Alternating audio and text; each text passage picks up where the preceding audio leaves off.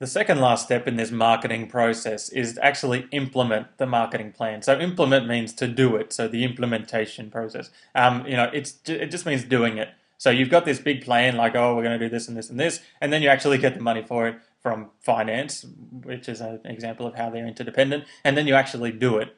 The other side of it, though, is the monitoring and controlling. And this is probably the more important part because to monitor means to watch what happens, and controlling is making little adjustments, fix as you go. So you watch what happens and you fix as you go. You track your performance, find where any areas you're not happy with, and then you make changes as you go. You don't have to just wait until right at the end to revise the marketing strategy. You can make adjustments. You can fix as you go. You have to be able to think on your feet.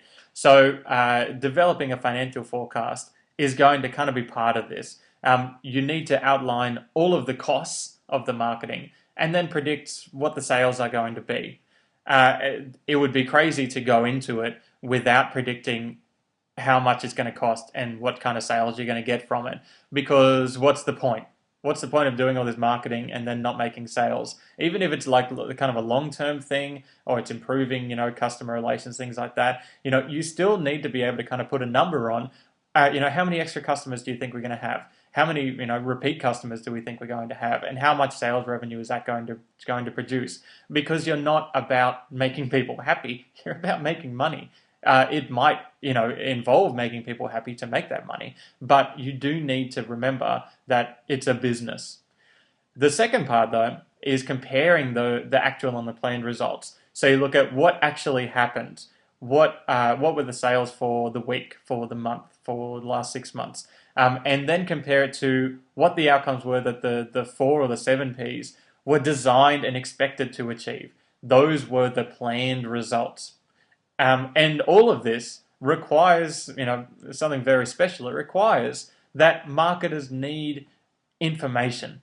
They need accurate information. They need up-to-date information about performance. So they need systems to track the costs, how much every little thing is costing. They need regular sales reports. So if you decide one day, this seems like a really good idea, I'm going to sell apps because it seems so easy, you do get regular sales reports. You get daily sales reports. You can pay people and give you hourly sales reports. You need to be able to track that performance. Otherwise, you're not going to be able to compare the actual and planned results because you're not going to have what the actual results are. Right? And you need to be able to get that up-to-date information because controlling is not revising the whole marketing strategy. Controlling is fixing little bits and pieces as you go. Right? It's about making adjustments, and you need to be able to make adjustments quickly.